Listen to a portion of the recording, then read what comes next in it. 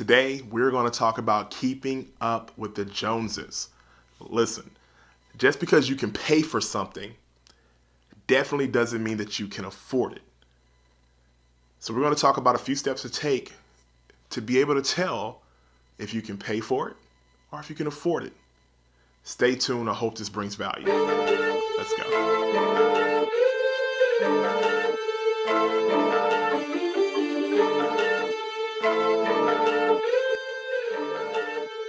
Now, if this is your first time on my channel, I would love it if you would subscribe. It's down here somewhere down there. But the reason why is my whole goal is to bring financial literacy to every single person that watches this video.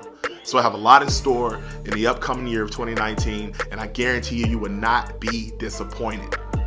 But the topic of today is, can you afford it or are you just paying for it? What's the difference? So let's talk about being able to pay for something.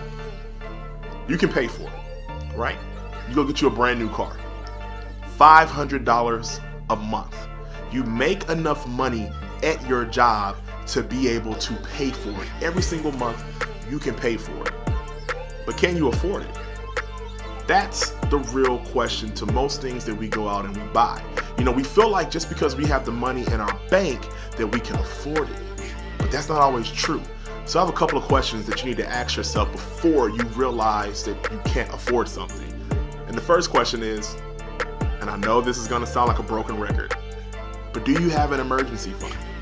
Do you have money saved up that if you lost your job today, you would be able to continue living as normal? 3 to 6 months of bills is what we look for. So if you're trying to go buy a brand new car, and let's say that car is $500 a month, that means you're going to need another $3,000 included in your emergency fund. Do you have that? If the answer is no, don't go buy that $500 a month car. Keep what you got or get something cheaper. Let's say the answer is yes. Yes, James, I can definitely throw another $3,000 in my emergency fund. I will be okay. Beautiful. Next question. Do you have high interest bills? By that, I am talking about credit cards. Do you have a lot of credit card debt?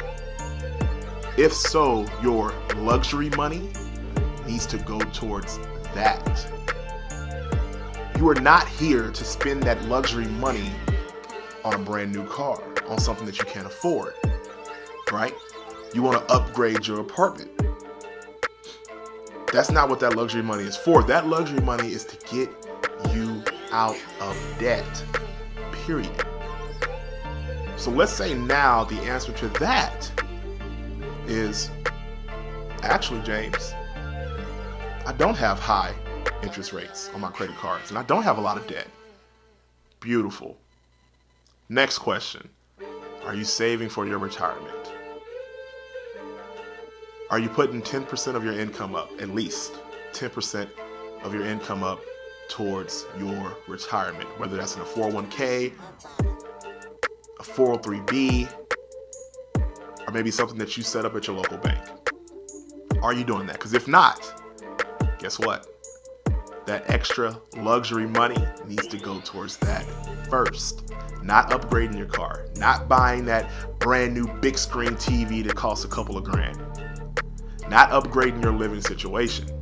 No, it goes towards those things first. So the 3 questions to ask yourself. 1, do you have an emergency fund?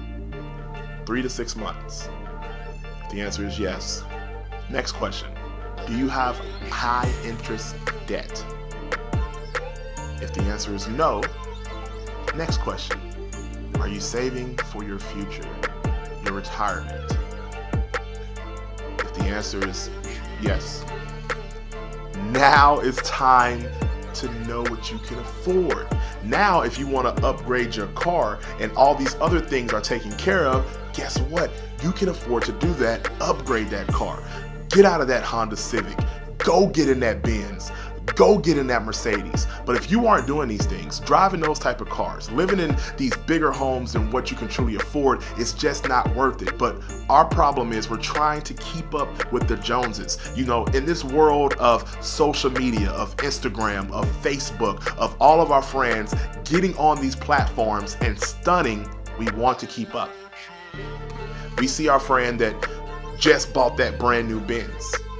We want a brand new Benz too. We see our friends that just bought this brand new house. We want a brand new house too. This friend over here just got into a skyrise downtown. We want a skyrise too. But the problem is, do we truly know if those friends can afford those things? Do we truly know if those friends are living paycheck to paycheck? We don't know that, right? We don't know their situation. We don't know what their bank account looks like. I got a prime example. I have a friend, I won't call him out by name, but I have a friend who drives Toyota Camry. It's like a 2009, 2010, maybe 2012. It's not brand new by any means, right? He lives in a okay apartment, but he has enough money to start his own business. He has a savings account that is built up. He is better financially than most people that I know, than most people that are driving these Benzes and these Jags and, you know, these BMWs. He's better financially than all of these people, to where if he was not able to work today, he has at least a year to where he can continue living the same exact way. Can you say that about yourself? If you can't, maybe it's time to downgrade. Maybe when that lease is up on that super expensive apartment downtown that overlooks the city, maybe it's time to move out to the suburbs. Yeah, your commute might suck, but your pockets will love you in the future. If you're driving around here in some brand new BMW, maybe it's time to trade that in and get you a Toyota Camry, get you a Honda Civic, a Honda Accord. I traded in my Cadillac, and guess what I got? A Honda Pilot. I try to practice what I preach. I can afford the Cadillac, hands down. But the Honda Pilot, it's practical. It's not uber expensive. I have a family, it gets the job done, it does what it's supposed to do. Plus it gives me the means, the extra money to put to the side for my children and my family's future, which is what's more important than driving around in a $60,000 Cadillac. So I'm not just telling you to do things that I wouldn't do myself. I don't eat out as much as I used to. I cook. I do a lot more cooking now. I do a lot more eating at home. I still eat out, but nowhere near as much as I used to. Every meal was 8 out. That doesn't sound right. So, all I'm saying, just because you can pay for something doesn't mean you can afford it. And I really hope that this video hits home for you. And I really hope that you come to the realization that it's time to downgrade parts of our life or wait to upgrade, right? Wait. Just because your friends are doing it don't mean they can afford it. It means they can pay for it. So once again, this is James with Finlit, aka Financial Literacy. I truly appreciate you tuning in. And once again, if this is your first time on the channel, I would truly love it if you would subscribe. Thank you.